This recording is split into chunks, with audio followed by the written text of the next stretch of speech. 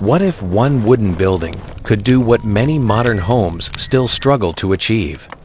For centuries, in the frozen forests of northeastern North America, the Haudenosaunee endured winters that pushed temperatures far below freezing without electricity, metal stoves, glass windows, or modern insulation.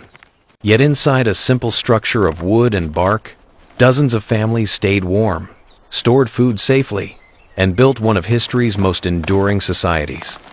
How could a house made entirely from trees withstand blizzards, control smoke from multiple fires, and remain comfortable through months of relentless cold? The answer wasn't hidden in advanced technology. It was hidden in a forgotten masterpiece of engineering, shaped by generations who learned to read the forest, harness the wind, and work with nature instead of against it. Today, we're uncovering the remarkable secrets of the Haudenosaunee Longhouse, a design so ingenious that some of its principles continue to inspire sustainable architecture even now. Long before Europeans reached North America, the frozen forests of what is now New York, Ontario, Quebec, and Pennsylvania were home to the Haudenosaunee, the people of the Longhouse. Their name described far more than a place to live. It defined an entire civilization. Every winter tested the limits of human survival. Snow buried the landscape, rivers froze solid, hunting became uncertain, and every piece of firewood meant another journey into the bitter cold. But instead of fighting nature, the Haudenosaunee studied it. They watched how the wind moved through the trees, how snow settled across the forest, how smoke rose into cold air, and how young wood could bend without breaking. Over generations, these observations became engineering. Engineering became tradition. Their villages were built around massive longhouses, some stretching more than 200 feet, where multiple families shared warmth, food, labor, and responsibility. Every shared hearth conserved fuel. Every elder preserved knowledge. Every person strengthened the community.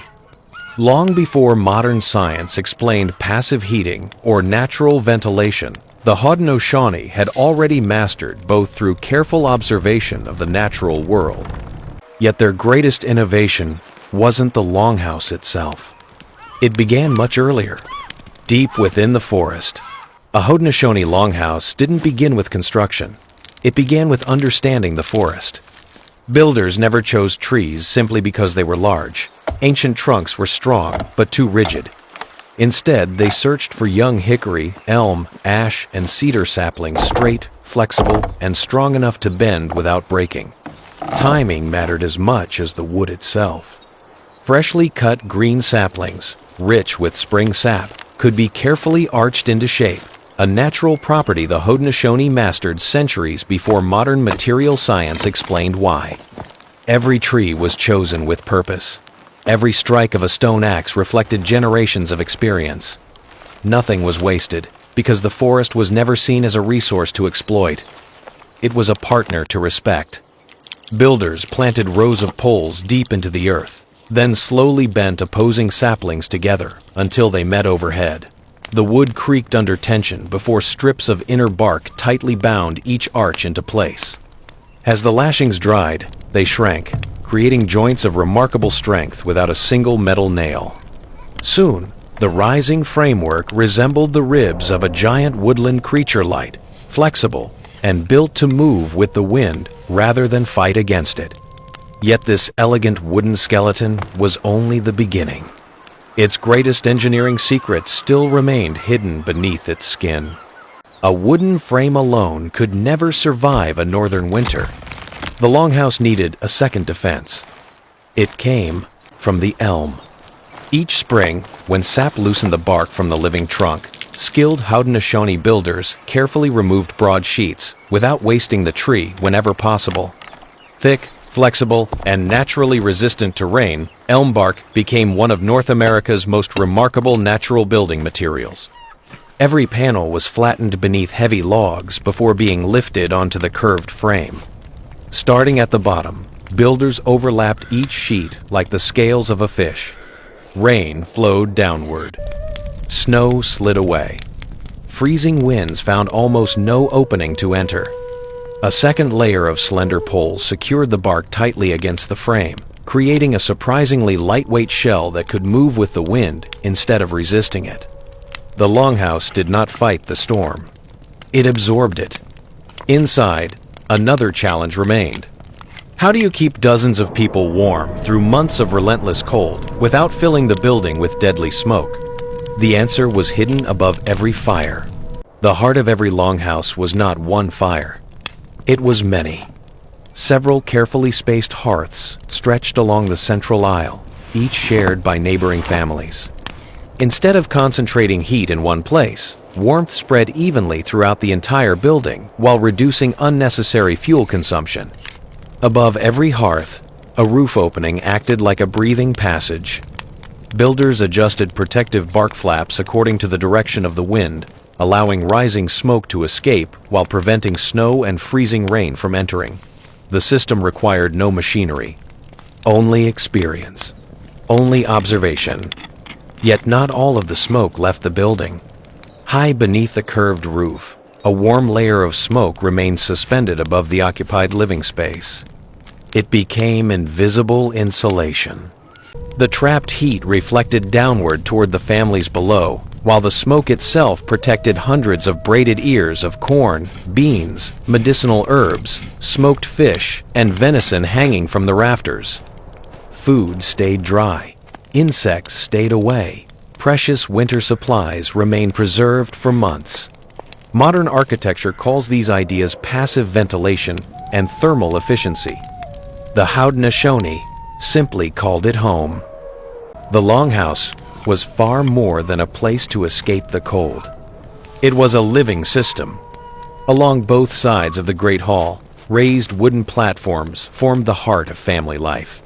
Covered with woven cattail mats, corn husks, deer skins, beaver pelts, and black bear furs, they lifted people above the cold earth where warmer air naturally lingered. Nothing inside was wasted. Firewood dried beneath the platforms before reaching the hearths. Above them, shelves held carved wooden bowls, woven baskets, clay vessels, hunting tools, medicinal plants, and carefully stored winter supplies. Every inch served a purpose. Even the people became part of the building itself.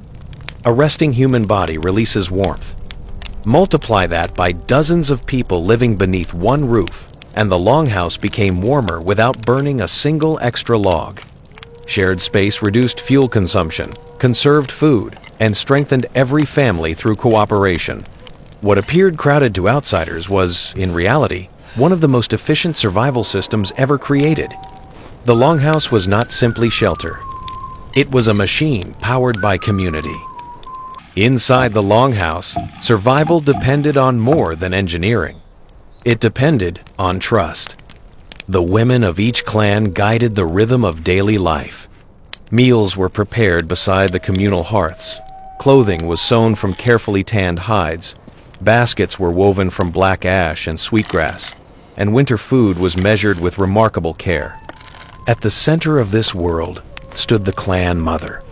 She protected more than the household. She safeguarded balance. Disagreements were settled before they divided families. Resources were shared before anyone went hungry. Leadership itself remained accountable because respected clan mothers held the authority to appoint or remove the men who represented their people in the Grand Council. The Longhouse quietly shaped an extraordinary political philosophy. Every hearth served two families. Every roof protected many generations. Every decision affected the entire community. Long before representative government became a defining ideal elsewhere, the Haudenosaunee had built a society where cooperation was reinforced every single day by the very architecture surrounding them. The Longhouse was never only a building. It was the physical blueprint of a nation. The fiercest test of the Longhouse came after sunset. As winter storms swept across the frozen forests, powerful winds slammed against the elm bark walls, while heavy snow buried the village beneath a blanket of white. Yet inside, the world remained remarkably calm. The Longhouse was never designed to resist nature through brute strength. It was designed to move with it. Flexible hickory ribs bent ever so slightly beneath the force of the wind. basswood lashings tightened under pressure, while overlapping bark panels shifted just enough to absorb each gust before settling back into place. The building behaved almost like a living tree. It flexed. It breathed. It endured. Meanwhile, glowing embers continued warming the central aisle. Dry firewood stored beneath the sleeping platforms fed the hearths through the night, while the thick smoke layer beneath the roof trapped precious heat above the families below. Outside, the blizzard searched for every weakness. Inside, generations of observation had already removed them. The Longhouse did not conquer winter. It simply refused to become its victim. When deep snow covered every trail, the Longhouse became something even greater than a shelter. It became a school. Winter evenings filled the Great Hall with quiet activity as elders gathered younger generations around the glowing hearths. Without books or written records, knowledge lived in memory, shared through stories, demonstrations, and beautifully crafted wampum belts woven from white and purple shell beads. Each pattern carried meaning. Some preserved peace agreements. Others recorded family histories, important alliances, or the founding principles of the Haudenosaunee Confederacy. The Longhouse itself made this possible. Under one roof, children heard the same lessons year after year. They watched skilled hands weave baskets, shape bows, repair clothing, prepare food, and maintain the building that protected them all. Learning was never separated from daily life. It surrounded them. The architecture encouraged constant observation, shared responsibility, and a powerful sense of belonging. Knowledge did not disappear with one generation. It flowed naturally to the next. By the time spring returned, the Longhouse had done far more than keep its people warm. It had protected their engineering, their history, their traditions, and the unity that allowed an entire civilization to flourish for centuries in one of North America's harshest environments. Unlike many great monuments of history, a Longhouse was never meant to remain unchanged. It was built to live. Every spring, as rivers broke free from winter ice and the forests awakened once again, families carefully inspected every part of their wooden home. Weathered elm bark was replaced with fresh panels. Worn basswood lashings were renewed. Damaged saplings became firewood, while usable bark found new life as storage liners, windbreaks, or ground covering. Nothing was wasted. Nothing was discarded without purpose. Even the village itself understood the rhythm of renewal. After years of farming, when nearby soil began to lose its strength and firewood became scarce, the Haudenosaunee made a remarkable decision. They moved. Instead of exhausting the land, they dismantled what could be reused, carried valuable tools and materials to a new location, and allowed the old village to return naturally to the forest. Within a generation, trees reclaimed the clearing. The earth healed. Wildlife returned. Long before the words sustainability or ecological restoration existed, the Haudenosaunee had already woven both into the cycle of everyday life. The Longhouse was never separate from nature. It was part of nature's own rhythm. At first glance, the Longhouse appears to be nothing more than wood, bark, fire, and earth. Look closer, and it becomes something far greater. It was an elegant system, where engineering followed ecology, where architecture strengthened community, and where survival depended not on conquering the environment, but on understanding it. Every curved rib reflected the flexibility of living trees. Every overlapping sheet of elm bark mirrored the protective layers found throughout the forest. Every shared hearth transformed individual families into one resilient society. The Longhouse was more than an extraordinary indigenous building. It was one of humanity's greatest lessons in sustainable design. Even today, architects continue exploring passive ventilation, thermal efficiency, renewable materials, and climate-responsive construction principles the Haudenosaunee mastered centuries ago through careful observation of the natural world. Perhaps the greatest achievement of the Longhouse was never its ability to survive winter. It was its ability to remind us that the smartest technology does not always come from machines. Sometimes, it grows quietly in a forest, waiting for people wise enough to learn from it. If stories like this inspire you to see ancient civilizations through a new lens, journey with us here on Dark Origins as we uncover the forgotten engineering, survival strategies, and remarkable innovations that shaped human history. The fire still burns. The wisdom is still here. All we have to do is remember